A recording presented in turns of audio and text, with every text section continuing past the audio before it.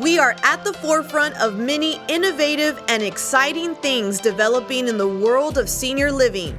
With Tim Mallad, CEO of Forefront Living, as our guide, this show will shine a light on how older adults can embrace these changes to live active, happy, fulfilling, and thriving lives. Through discussions with senior living and hospice professionals, architects and designers, and people of all ages, will help today's seniors envision the art of the possible and take steps toward achieving the future of their dreams. Welcome to At the Forefront. Hello, I'm Tim Mallad, CEO of Forefront Living, and welcome to At the Forefront. Today we have two guests with us who work with Faith Presbyterian Hospice. We have Danette Muzic and Marlene Casco. And Marlene will correct the way I said Casco in just a moment. So what I'd like to do is if you could tell us perhaps your position with Faith and perhaps why you chose a career in hospice. And Danette, we'll start with you. All right, so my position is I'm the executive director, and I've been with the organization since August. Happy to have relocated from Cleveland, Ohio. And why I chose hospice is because I really feel like the most important thing for me is at the end of the day to know that what I did was meaningful and brought comfort and hope to folks. And I can't think of another career path that would do that for me in such a significant way. Wonderful. Marlene, how about your position and what drew you to hospice? I am Director of Clinical Services, and I have been with Faith for almost 6 years. And what truly drove me to hospice was to make a difference at the end of life, to make a difference with the patient and their families. Well, Marlene, you sort of led us right to our very first question. In a previous segment, we talked about hospice and hospice myths. And there's, I think, an impression that many of us have that hospice is only for those last few days or even moments of life. Is that true? No, it's not. Hospice is there for everyone. The regs say you have to be 6 months or less. The doctors have to determine that you have an illness, that you have 6 months or less in which to live. And the sad thing is we get these patients when they come on just 2 or 3 days, and we can't give them the true benefit of what truly hospice is all about. And it's about the team.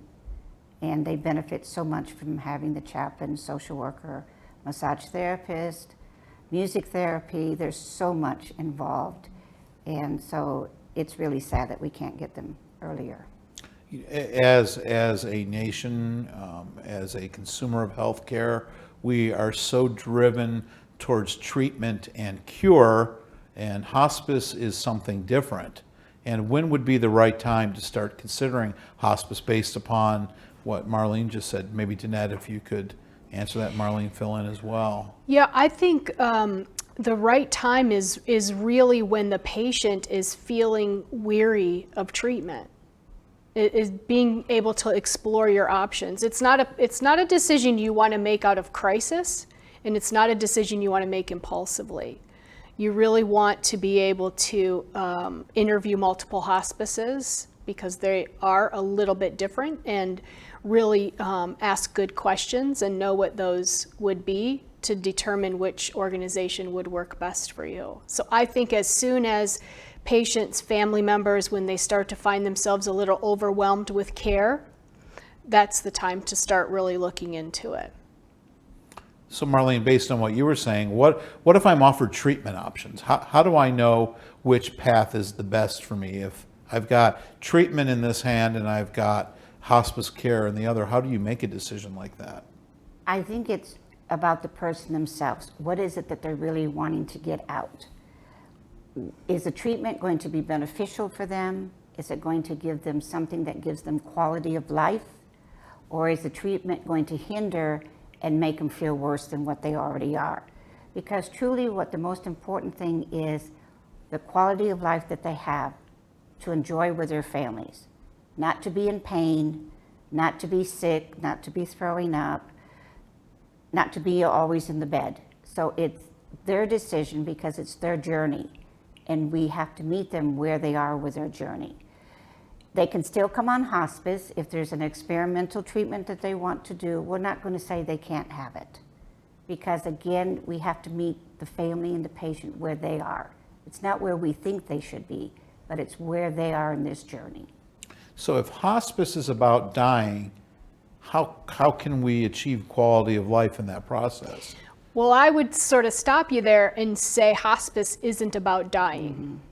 That would be my first thought. Hospice is really about creating an atmosphere where you have the most support psychospiritually and clinically that you deserve based on your diagnosis and symptoms. And it's really about, as Marlene was speaking to, quality of life. It's about living to your fullest. What are the things that you still want to be able to accomplish? What is it that you want to do? Do you want to go on a trip? Do you want to be with your family? Do you want to do one more time going fishing? What is it that you really are wanting to do? It's about living those last moments and living to the fullest. And we can help you to get there and to do that. So can you give me some examples of what the benefits are, or do you have an example of somebody who perhaps achieved that quality of life that you're talking about? I had a gentleman that had a pulmonary disease. His love were his horses. Every day he went out to see his horses.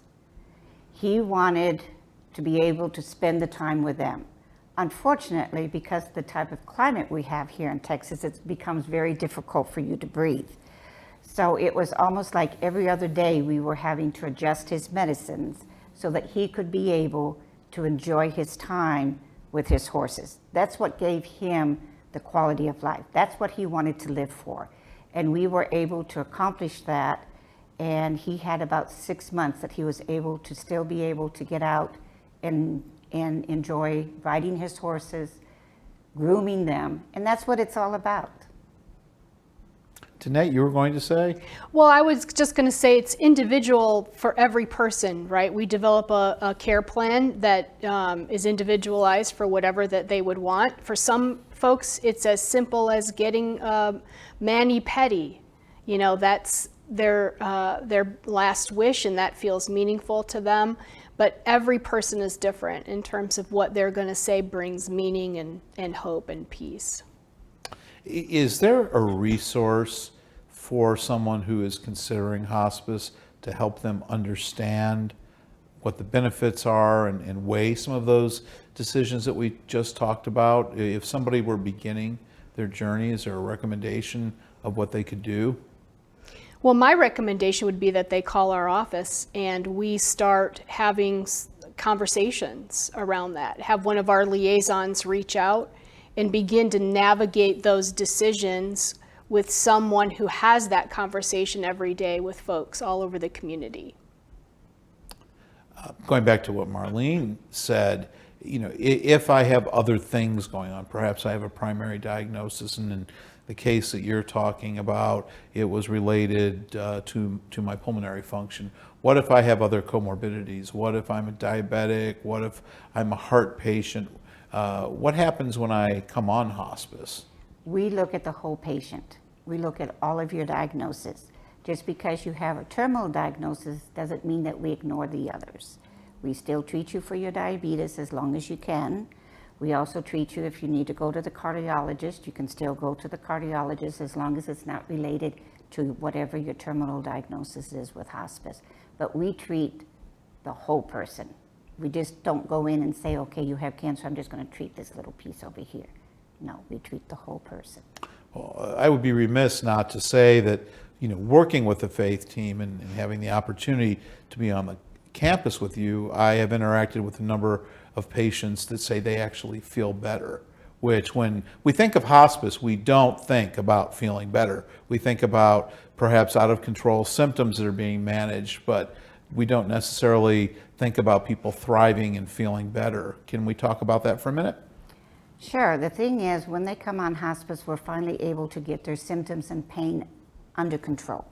And when you're no longer in pain, you have more energy. You want to do things.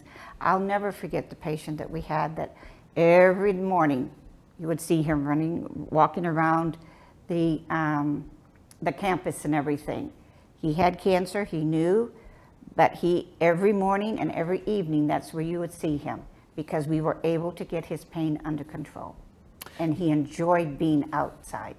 Well, and that particular patient, I believe, is in our opening credits. And he would not mind us saying his name was Rick. And I think Rick is a very interesting story, because Rick did something really cool while he was with us. And can you tell us perhaps a little bit about his second career that he achieved while he was living with us? He was so impacted by what we did, taking care of him and being there for him, that he started a foundation and got all of his friends involved in that, giving money and donations and everything, and that's where we have the amphitheater named after him. And for those of you watching, if you are ever at the T. Boone Pickens campus, please feel free to stop by the Rick Zerwinski Amphitheater. It is probably one of the nicest spots on campus, and Rick was an incredible human being. It's a great place to still feel his presence. So good. I think that's a very good story and a very good example of people living life to their fullest. Talk to us a little bit, though. You mentioned pain and feeling better when your pain is under control. You know, so many of us associate the dying process and hospice with pain management. Oftentimes, how do people get into the situation perhaps where their pain isn't under control? Sometimes it's because patients are very stoic. They don't want any of their family members to know that they're having pain. And the thing is, it's extremely important for all of us that as soon as someone is saying that they're having pain, to be able to start to manage those symptoms so we can get them under control. Because once they become out of control, you're chasing to get the right medication. What is going to be right for this person? How can we manage to get their pain under control so that they can have a better quality of life? Danette, do you have anything to add to that? Or? I would just say part of what happens too is I think folks have a fear of those kind of pain medications, and there are a lot of myths around those as well. And so I think they wait too long, sometimes before they're willing to take them, and their symptoms can be pretty severe. And so part of what we do is provide that education, that very important education about the truth of how those pain medications work. So let's talk about the myths, because that was the question we were originally going to start with, but Marlene gave such a good opening comment that we had to dig down into it. Let's talk about some myths related to hospice. I think for each of you, the top myth that you address. That hospice is only for the last 2 or 3 days of their lives, and that's truly not correct. Because the thing is, it's when we can get them on a lot earlier, again, it's the whole team that is able to get there. And I just want to interject something about pain. Pain is not always a physical pain. It can be a spiritual pain. And that's why it's important for the whole team, because again, we have to meet the patient where they are. And if we don't meet them, then that pain, it starts to become also what we call terminal restlessness, that they can't deal with it. And that's why it's important for the whole team, because it can be something spiritual, it can be something that they need to forgive their families for, or the families need to say something. So that's what's all important. Very good. Yeah, Danette, I would have said that would be the same myth. Now you have to choose a different one. I know. That's going second. That's what happens. Goodness, other myths. Well, I think simply that the pain medications kill people. That would be, to me, probably the other very misunderstood thing about hospice. And the way that I describe it for folks is, unfortunately, because that's a myth, people wait too long to take those. First of all, they wait too long to get on hospice, right?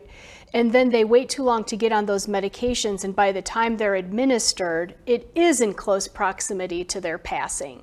So that medication is associated with their passing, but it's unfair because it wasn't the medication that did it. That's the way the story was being written. That's their trajectory already. But it does give a bad rap for some of those medications, unfortunately. Well, now that you've taken the question I was going to ask as the myth that I was going to present, now I have to come up with one. So, I think a question I always have is there's a perception that once I come on hospice, I can never get off, and that's the end of the road for me. Is that true or untrue? No, not true. I always tell people you can hire us and you can fire us. So folks have the ability, because basically what they're doing when they sign our documentation is they are agreeing for Medicare to pay for that benefit. And so if they no longer want that benefit, they're a consumer. They can choose to no longer have that benefit and seek treatment, but it doesn't lock them in forever. If a new treatment comes up, if there's a symptom, this happens very often. This happens almost every day, where somebody will get into some kind of crisis and they'll go, into the ER and revoke our services. Well, and let's talk about that, because we don't often think of hospice and success stories, and we've had success stories. We talked about Rick and just that wonderful quality of life. Have you seen people come on hospice, go off hospice and seek treatment and have success there? Yes, we have seen that, but we also see patients that graduate from hospice. Explain that. They get better because of the care that they are provided. They graduate. They no longer require hospice, and their life expectancy is more than 6 months. How could that be? Well, really what happens is we are unable to document a decline.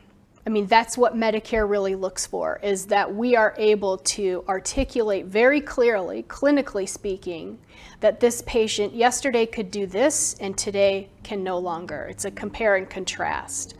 And so when we're unable to do that, that really means they've gotten well enough to not meet the criteria. So Marlene, what factors contribute to your graduation rate? What would make someone be willing to graduate? I will give you an example. All right. This patient had dementia. She was pretty much bedbound. I had a music therapist go, and he started playing the violin. The next thing we knew, she was making motions as if she was playing. She was a violinist. She had worked in the symphony when she was younger. And before we knew it, he went and saw her 2 or 3 times a week. She started to improve. She no longer was bedbound. She was able to get up, sit on the side of the bed. And when she graduated, she was standing up, playing the violin again. It's sometimes triggering what it is in their brain that will allow them to come back. Mm-hmm. So talk to us about music therapy, and I know you have other therapies. Explain those and why we have them. So music therapy is an evidence-based intervention and practice. So think of it like a counselor, but with the modality of music. So it isn't just, oh, this person likes music, go, play your guitar for them. It really is a therapeutic practice, meaning there are benefits physically, psychologically that have been tested and proven over time for music therapy. So they can help slow heart rate, they can help patients learn practices to be distracted from their pain and really process their pain more effectively. And massage therapy is the same way. It's evidence-based. It's a clinical intervention that works very well with lots of patients. And what other services, what other therapies are available? Marlene, you touched on the spiritual aspect. Right, we have chaplains. Again, it's not, what people have to understand, we don't go in there and talk to them about religion. The chaplains are like counselors. They go in, and again, where they try to figure out where's the patient, what are the needs of the patient spiritually. It may be that they look at a plant and that's where their spirituality is. Then you meet them where they are. Or they may have been one time very religious, all of a sudden because of their disease process or whatever, they're angry at God. So they're able to work them and help them through those discussions. And then we also have social workers. Social workers are a vital part. It's not just talking about their finances or where, funeral home or things like this. It's more about where are they in this journey and how can we help you? And an ear to listen. And the families too. We serve the patient and the family with all of those services. So we can do even bereavement prior to the patient passing, and then afterwards for at least up to 13 months with that support as well. Yeah, I think that, and I don't know if it's a myth, but sometimes it's an extreme focus on the patient, but is the patient the only one going through the process? No, absolutely not. Yeah, family. It is a family situation, and so that is a big thing that our team, we inherit this family, right? This family system that's been operating this way for decades, and we are guests in their home. And it really is up to us to figure out how to navigate within that family system. We don't really change a whole lot. We just respect who they are, where they are, and how they function, and how can we enhance that for them. It's intriguing to me, and the one thing I've noticed these 7 years working with Forefront Living is our families stay with us after their loved one passes away, and we interact with them for oftentimes quite some time after they are not here. Can you tell us a little bit about why that is and what services there are to bring them back? Well, we have, yes, I know, because we have some that we have for the children, a camp for them, but we also have every month they also meet. And it's not just for the kids, it's for the teenagers, it's for everyone. And it's for the adults, and they have counseling sessions. And it's very important for the children because they are the ones that need to, they heal a lot faster than the adults do, but they also are very expressive. And they move a lot better than the adults do. But no, we have those. We also have bereavement counseling. Also, like we have once a month with and it's for the community. It's not just for faith patients and families or anything. It's also for the community. And we have communities outside of the community coming also just to express themselves. How can they move on through this journey? And it's very good because they listen to others too that are going through the same thing. So as long as you're going through the same thing, they have a better understanding. Anything you'd like to add to that, Danette? Well, my thing that I would add is I've worked with several hospices, and I have not ever seen that so prominently as I do with Faith. And I think folks come, they have a great experience with our home-based patients, they have a great experience at our IPU, and they grow attached to us. And it feels like a warm place for them to be. And so they don't mind coming back. It's a safe place. It's a safe place. And so I think that is a big part of why folks stay connected. Well, and one thing that Faith in particular is fortunate is to have a donor base that really funds those services that we like to say bring the extraordinary to the people we serve. As we near the end of this discussion, I guess a question I would have is we oftentimes perceive hospice in those last days. We perceive it in a very clinical environment and in a hospital environment, but hospice doesn't always happen within a building per se, and the majority of the people you serve are actually in their homes. And can you tell us a little bit about the difference of receiving hospice services in your home and who comes into your home to provide those services? We still have the whole team. The whole team comes into the home, and I can give you a perfect example because it was one of our church members last week. She passed away. And the beauty of what this was is that all of her 5 children and her husband could be around her bedside and be with her as she took her last breath. So it's those things that are very meaningful, and it's bringing the family closer together. So we can do it in the home, wherever the patient's home is. It can be in an apartment, it can be under the bridge, it doesn't matter.